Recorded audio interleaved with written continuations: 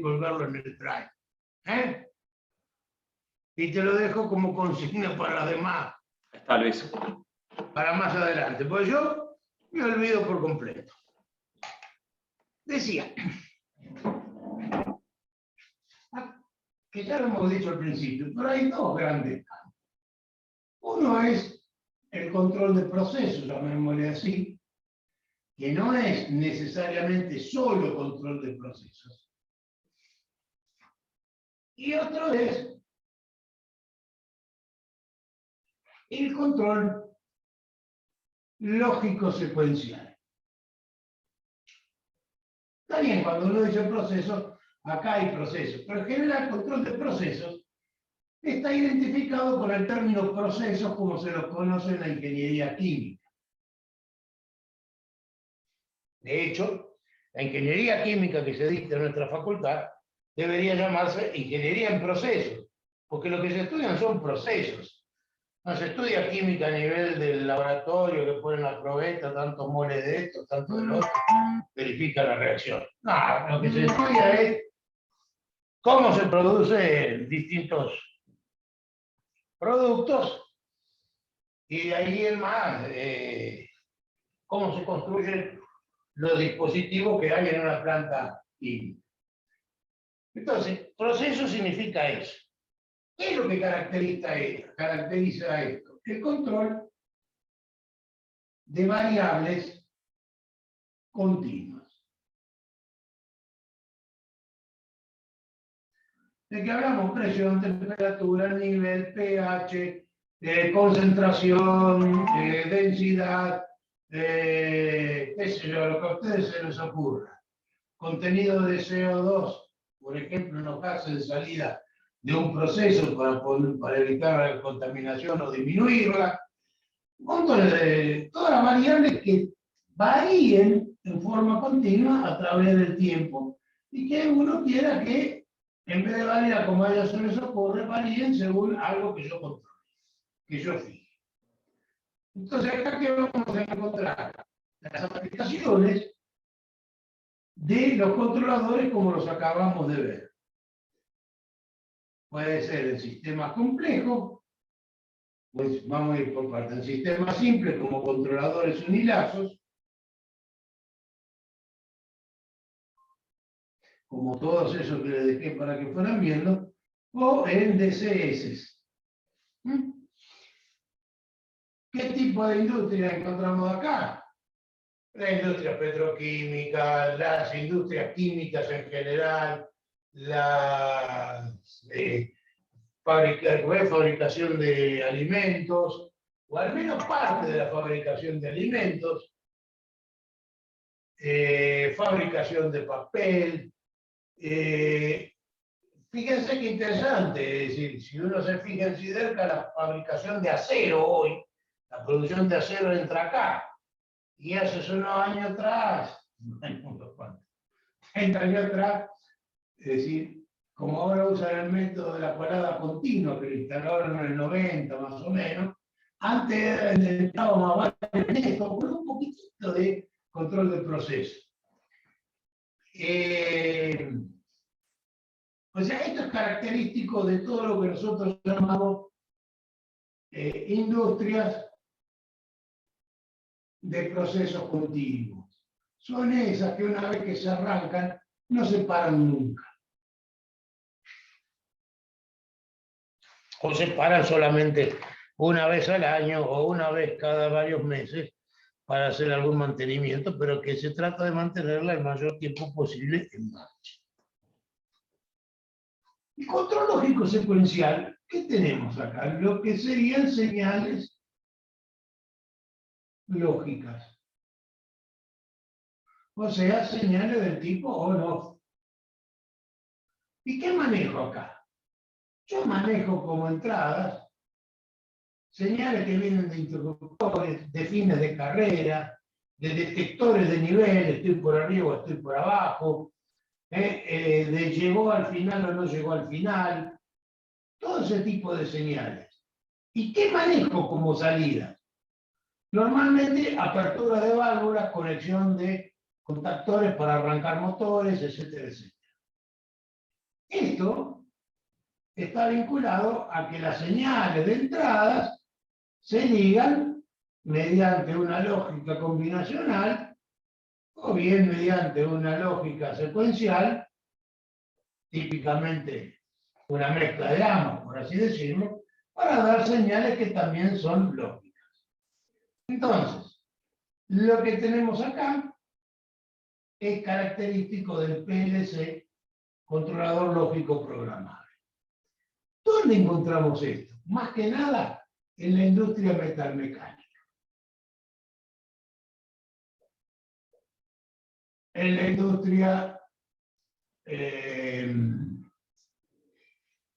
farmacéutica, por ejemplo, donde hay mucho de envase y donde los procesos de fabricación son del tipo batch. Es decir, tengo un reactor, hago el proceso, saco el menjunje y ese proceso se para y eso empieza a pasar por distintas etapas donde se va haciendo el fraccionamiento, se le da la forma a la pastilla, se le encapsula, lo que sea. Esto tiene mucho de ese tipo de control. Algo interesante, por ejemplo, acá la industria del papel, básicamente la fabricación del papel tiene que ver con procesos continuos. Pero lo que se llama el alistamiento del papel o conversión, eso depende de la industria. Es decir, los que se dedican a papeles de escritura le llaman alistamiento y los que se dedican a papeles tisú para toallas y, ¿cómo es? Papel higiénico, servilletas, pañuelos, etcétera, etcétera, se llama conversión. Este es un proceso donde hay mucho de control, más control lógico secuencial que control continuo. ¿Por qué? Porque lo único continuo que hay es tratar de mantener las velocidades de ciertas secciones constantes, pero después imagínense ustedes que cortar el papel, apilarlo unos sobre otros para hacer una servilleta, envolverlo, entra un montón de mecanismos que ya les voy a mostrar algún video para que vean qué divertido. Entonces, hay dos grandes campos. El campo continuo, que son los controladores que estamos viendo, y el campo de las señales de tipo lógica. ¿Qué otra cosa? A ver, por ejemplo, que maneja, bueno, el campo de lo que maneja señales lógicas, que la manejan los PLC. Ahora, nada está estrictamente acá ni estrictamente acá. Acá, para hacer control de procesos, se necesitan señales de este tipo. Y acá en el control lógico secuencial, si bien no se necesitan señales de este tipo, se han incorporado parte del control de procesos. Un PLC que se precie trae programados controladores PID para poder ejecutar control PID, aunque no es lo esencial. Entonces, si pensamos que lo esencial de esto es el control lógico secuencial y lo de esto es el control de procesos, la gran diferencia que hay entre ambos es cómo se va a ejecutar el software internamente. ¿Por qué? Porque acá esto va a ser característico, perdón, no sé por qué dice esa flecha. Esto va a ser característico de las tareas que llamamos sincrónicas.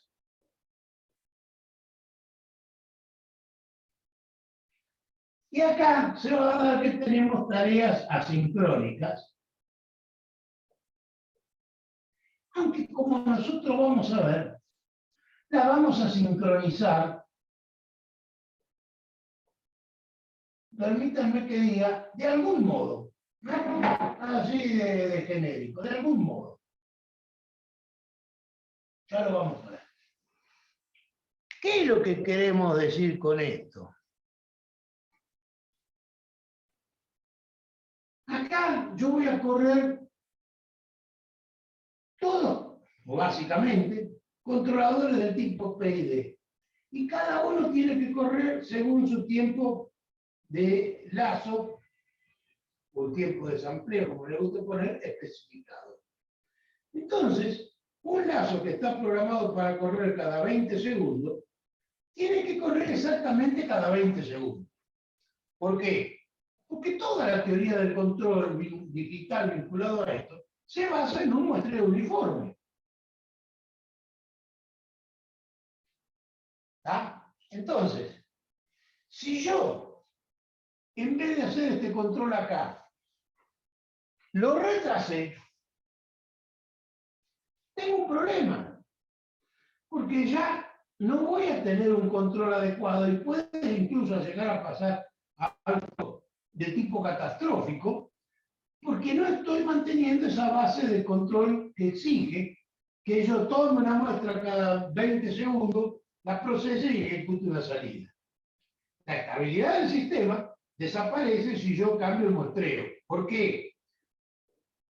Porque la ubicación de los poros y todo lo demás dentro del círculo unitario, recuerda que decíamos que era el pasar del continuo al complejo, lo hacíamos a través de la transformada en ZE a la menos T o ST, vamos a poner acá. Esta era la variable compleja en el continuo, y esto era el tiempo de sampleo. Si yo cambio esto, cambia la ubicación de los poros, y se me podrían ir afuera y hacerse inestable. ¿Está? Entonces, eso es fundamental. No voy a borrar eso. Pero supongan ustedes que tengo el sistema que en este momento se desocupó. Y digo, voy a correr el lazo. Lo adelanté. Otra vez metí la pata. Porque cambió el TS. Y la ubicación de los polos se va a ir a parar a otro lado. El lazo que está programado cada 10 segundos tiene que correr exactamente cada 10. Y el que esté programado cada 3 minutos va a tener que correr exactamente cada 3 minutos. Entonces, todas las tareas son sincrónicas porque todas se ejecutan a un mismo ritmo. En cambio acá depende de señales que, qué sé yo, un fin de carrera, yo tengo un carrito que se está moviendo y acá tiene que pararse porque si no va a chocar, yo tengo un detector en este lugar, FC027. Cuando este fin de carrera detecta que el carro pasó, lo que tengo que hacer es actuar sobre él. Pero este carro se mueve porque cuando hay material, lo muevo hacia allá para que descarguen, y si no hay material, no se mueve. Y eso depende de otros montones de factores que no los puedo sincronizar. Entonces, bueno, las señales son asincrónicas. ¿Ah? Ahora, hay que distinguir algunos tipos de señales asincrónicas. Bueno, ya me estoy metiendo en otro tema que lo quiero guardar para que es del sistema operativo de tiempo real. Pero voy a dar una idea nada más. El sistema operativo de tiempo real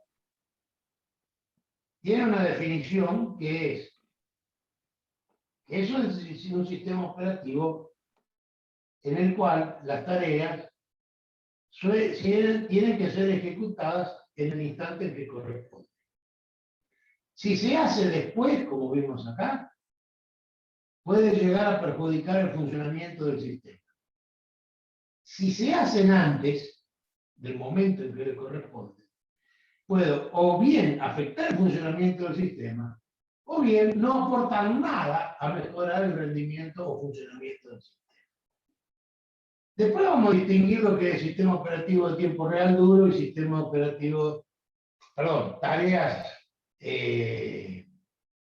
sincrónicas duras y tareas sincrónicas soft y cómo se pueden programar. Luis. Todo esto es un capítulo interesante.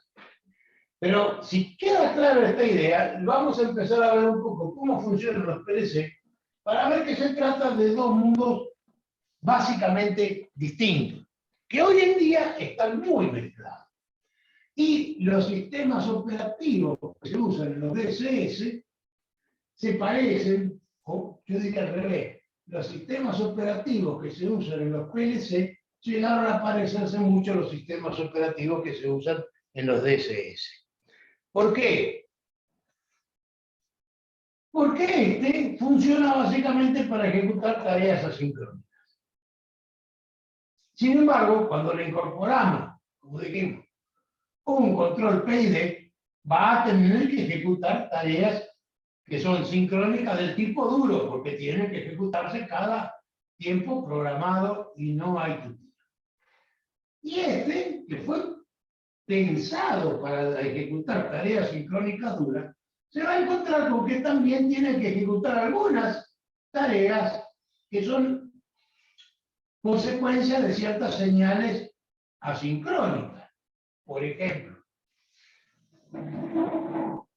para que empiece a funcionar la válvula de control de temperatura de un intercambiador con la cual yo meto vapor, por ejemplo, vamos a hacer una cosa más simple.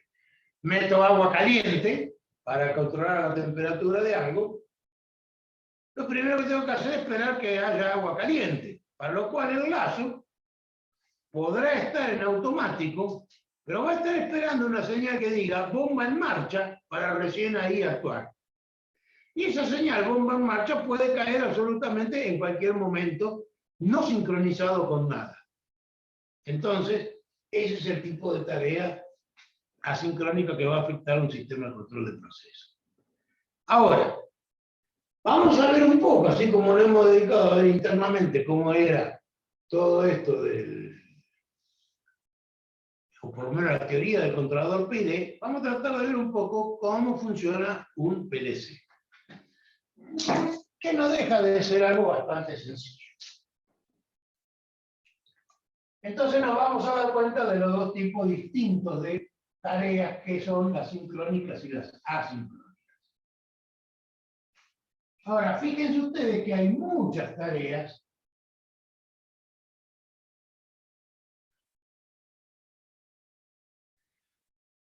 que son asincrónicas, pero que exigen una, ¿cómo es? Una intervención muy rápida. Voy a poner un ejemplo, antes tenía un ejemplo más rebuscado, pero qué sé yo. Yo tengo un brazo robótico. Y este brazo se mueve, qué sé yo, en este sentido, y se estira. Acá, por ejemplo, el brazo estira, se mueve hacia abajo y agarra una pieza. Y está programado para transportar la pieza hasta esta estación, donde la suelta. Vamos a ver que de acá a acá hay 1,5 metros de distancia, por decir algo, donde acá la pieza se va a perforar o algo por el estilo. Claramente, como esto sucede a velocidades altas, normalmente acá hay una reja y en algún lugar habrá alguna puerta, ¿sí? Y la reja está para evitar de que alguien se meta acá adentro y el brazo le parta la cabeza al medio. ¿Ah? Donde hay brazos robóticos no es muy sencillo la operación en zonas cercanas. Entonces yo tengo una puerta acá. Y esta puerta normalmente tiene acá un dispositivo bastante complejo, no es muy fácil, pero es un dispositivo que se asegura que está cerrado. Ustedes me dirán, pero eso es muy fácil. No, porque son cerraduras que tienen al menos 2 elementos redundantes para sacar la señal de puerta cerrada o abierta. Y contienen además un mecanismo que es el que se encarga de cerrar efectivamente. O sea, el pestillo es movido por todo esto. O sea, es una cerradura que contiene el cierre, que viene con alguna señal, y que contiene los elementos sensores para saber que está cerrado. ¿Sí? Entonces, imagínense que de repente esto detecta puerta abierta. Esto tiene que detenerse donde está inmediatamente. ¿Cuánto tiempo puede tardar esto? Normalmente serían algunos céntimos de segundo. Entonces, el procesador recibe una señal externa, en este caso la de la puerta cerrada, Y esta señal la puede leer despacito si va a arrancar el brazo, no hay problema. Pero si el brazo está en operación y entra esta señal de puerta abierta, automáticamente el sistema tiene que responder y parar el lazo. ¿Cómo vamos a hacer para ver señales de este tipo? Vamos a tener que trabajar mediante interrupciones. Entonces, cuando yo tengo una interrupción externa, mi sistema tiene que sincronizar cierto software con esta interrupción. Tiene que tener una respuesta a un evento totalmente asincrónico, porque no está sincronizado con nada, porque cuando alguien viene y abre esta puerta, lo hace, no sé, porque se taró, porque lo hizo accidentalmente, lo que fuese. Entonces, esto tiene que responder el software rápidamente a ejecutar la rutina para parar esto, y lo que se conoce como el tiempo de latencia, después vamos a ver que hay tiempo, necesidad de tiempo de latencia mucho más bajo que este.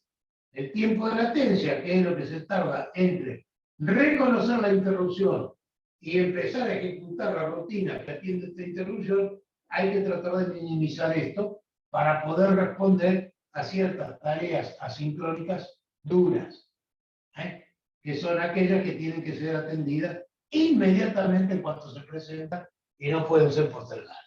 Todas estas cuestiones tienen que ver con planificación del sistema operativo y vamos a ir despacito avanzando hacia ello. Entonces, 5 minutos más para contarles la idea de lo que es un PLC. Y a mí me parece que la mejor idea de contarles lo que es un PLC es ir mostrando una especie de diagrama en bloques para después empezar a contar qué es cada cosa.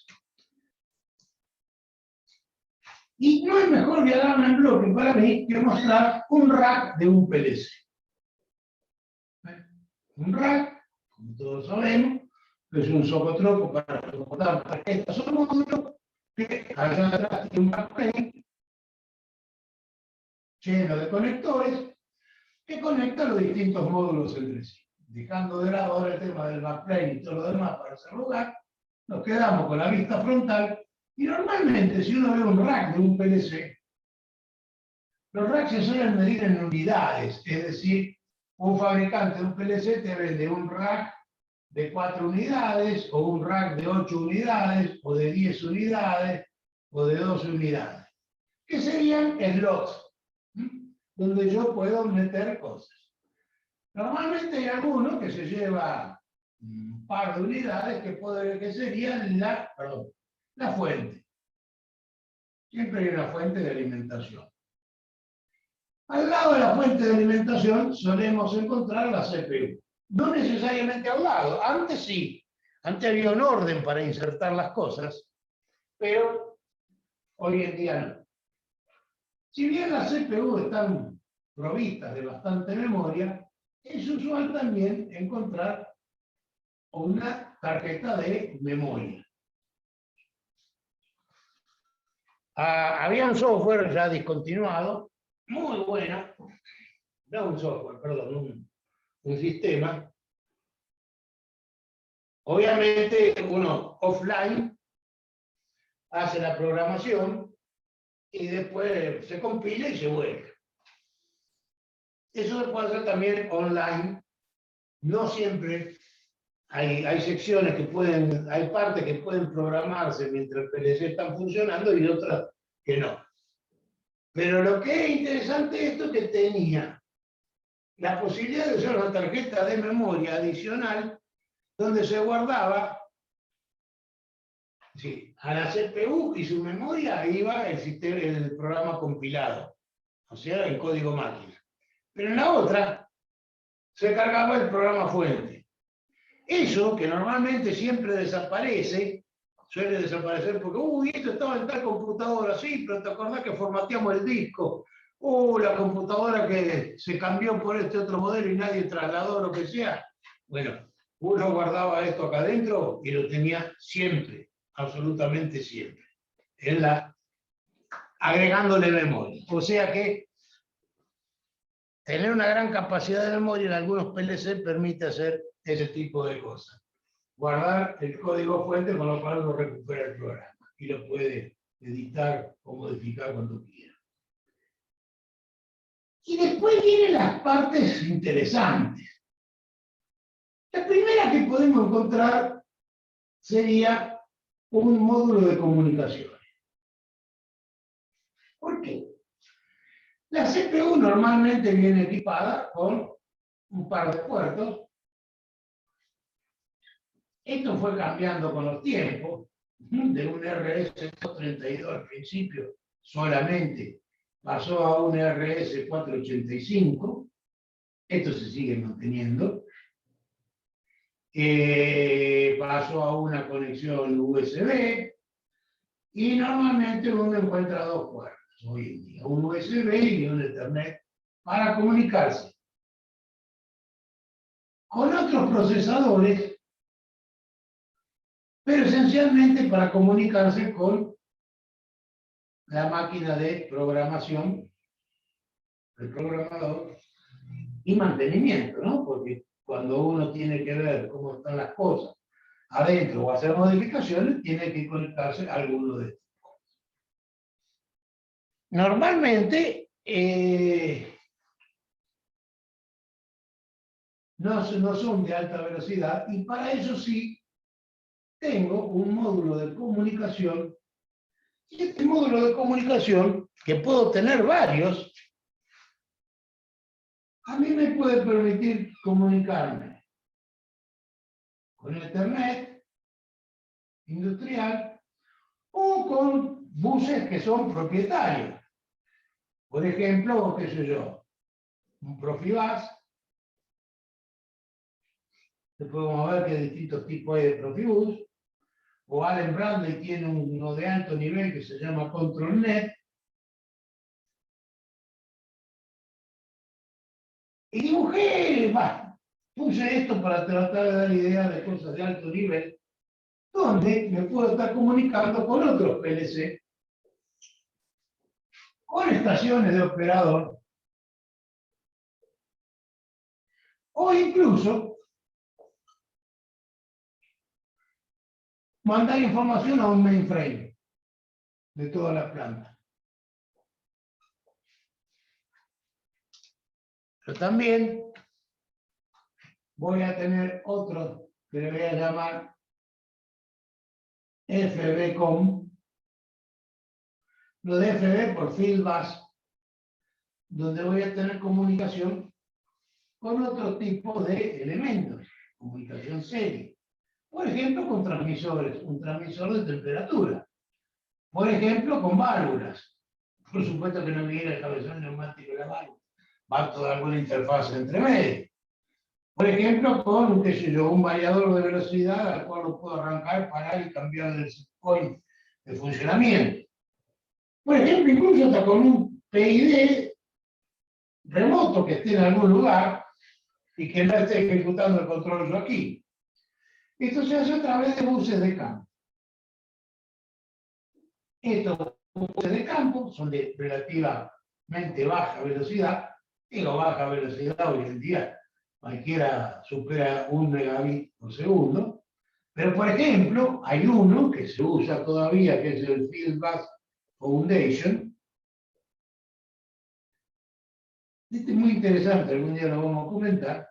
Este trabaja apenas al orden de los 30 y moneditas kilobits por segundo.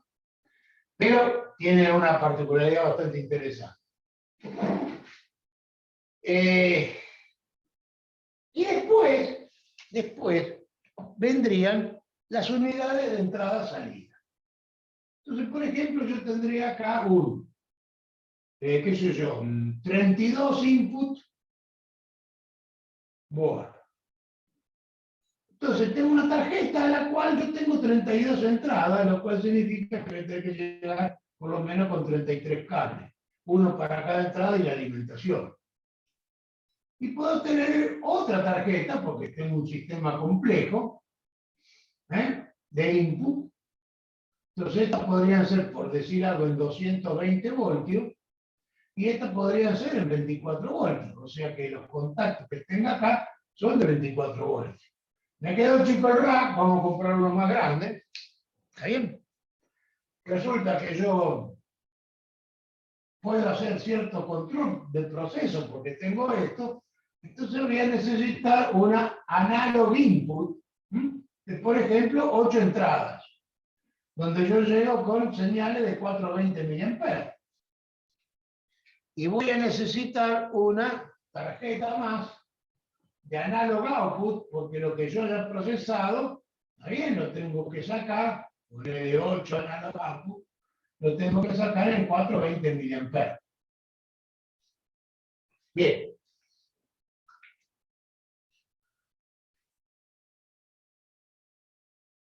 Fíjense que yo acá voy a tener que venir con un enorme manojo de cables hasta acá para hacer este tipo de conexiones.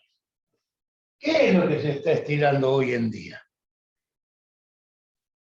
Sacar esto hoy en día. El primer sistema que armamos así, que me tocó a mí diseñar y armar desde el 2005, que lo tenemos funcionando de esta forma. Lo único que tiene el PLC es la fuente, la CPU, una tarjeta de comunicación para el alto nivel y una tarjeta de comunicación para... No tiene ninguna salida. ¿Qué tenemos? Lo que se llaman Remote Input Output. Entonces, acá tengo tarjetas de mucho menor capacidad de entradas y salidas, de contacto, o sea, digitales y analógicas, para atender una zona del proceso. Entonces, mi cableado de 420 mA, de contacto y todo lo demás, es limitado, si está en la planta, es limitado a esta zona donde tengo el proceso X.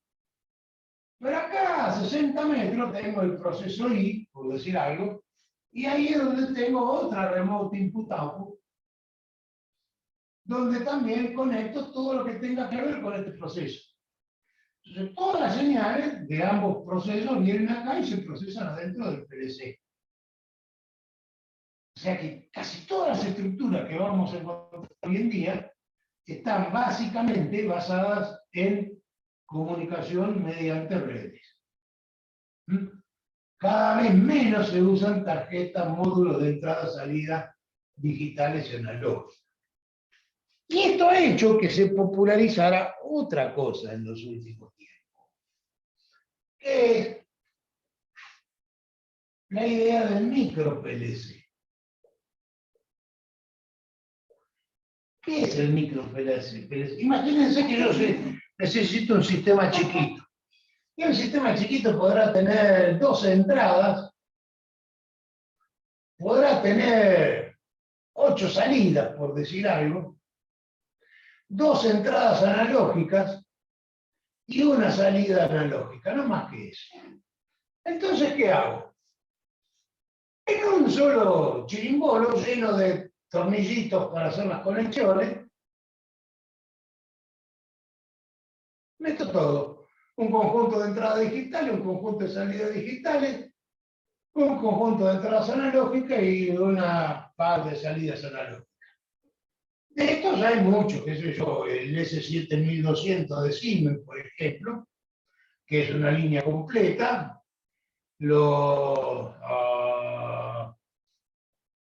¿cómo me olvido de los nombres, por Dios? Los Micrologic de Allen Bradley, los Celio de Schneider. Y bueno, y uno encuentra, por ejemplo, que de esto hay varios modelos. Hay un modelo que trae apenas 8 entradas y 6 salidas. Y varios modelos, el máximo es hasta 24 entradas y 10 salidas. O 14 salidas, no me acuerdo. Pero estas porquerías, por supuesto, tienen la posibilidad de comunicación y etcétera, etcétera. O sea que pueden ser integrados a una red. Acá o el nivel que corresponda. Entonces, básicamente, esto es una vulgar computadora.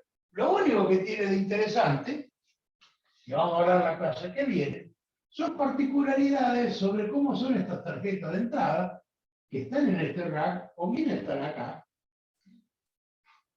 o bien están acá, de este tipo, como son las de corriente alterna, como son las de corriente continua, cómo son las entradas, decía de distintos tipos, y las salidas digitales, que no puse, mira, no puse digital output, me las olvidé. Bueno, una tarjeta de digital output. Vamos a hacer un pantallazo sobre cómo es el hardware de esto, solamente lo que hace a la interfase para que tengamos una idea. Nos va a dar una idea muy interesante y es la robustez del PLC. El PLC es un dispositivo muy robusto y generalmente te diría que hasta más robusto que un DSS. Porque vienen con una historia de robustez desde cuando nacen, tienen en el drive un artículo que se llama Historia del PLC, que está escrito por Allen Bradley justamente, que es interesante que lo lean. Es lindo y curioso. Y algo, digamos, que se fue imponiendo con el tiempo es, finalmente, dado que esto es una vulgar computadora, hacer una computadora en una computadora personal convencional. En una PC convencional, instalo todos mis programas de control más presentación, que es lo que les llama la escala. Pero ¿qué pasa? Hubo algún momento a fines de los 90, cuando se dieron cuenta que se podía hacer esto, que algunos fabricaban tarjetas de entrada-salida para poner acá, pero no era para nada robusto. Pero hoy en día, uno puede tener una PC berreta. ¿No tenés problema con el sistema operativo, Luis, ahí? Depende de lo que le elegís. ¿Cómo? ¿No tenés problema con el sistema operativo ahí? No, el sistema operativo, bueno, normalmente la mayoría corren o bajo Linux o corren bajo Windows. No hay drama con eso. No hay hoy en día sistemas operativos muy especiales. Los que mejor funcionan son los que corren bajo Linux, porque Linux sí está preparado para tiempo real y el Windows no tanto. Pero de alguna forma lo que hace el Windows es una especie de, no sé cómo decirlo, no sé cuál sería el término en informática para decirlo bien, pero sería como una especie de shell que permite correr otro programa que es el que se encarga realmente de las tareas de tiempo real. Pero para la presentación y toda la demás huevada que no requiere mucha sincronización, tenemos el Windows. Entonces lo que se hace normalmente es poner o un PLC o un DSS que solamente actúa como elemento de captura de información y pasarla vía serie a la PC. Y ahí hacer el control que uno quiera. Incluso alguien puede diseñar un software de control distinto si quiere, no apelar a nada convencional y correrlo aquí. Pero todas las señales se van a través del PLC o unidades de entrada salida remota, porque no hay elementos más robustos para poder lidiar con el campo que un PLC. Bueno, espero que trabajen un poquito y seguimos la clase que viene, gente. No quedó nadie. Bárbaro, Luis. Ajá, bueno, macanudo. Mándenme algo por correo si llegan a hacer algo. Bueno. Bueno, buenas noches a todos. Chao, buenas noches. Pásenla lindo. Chao.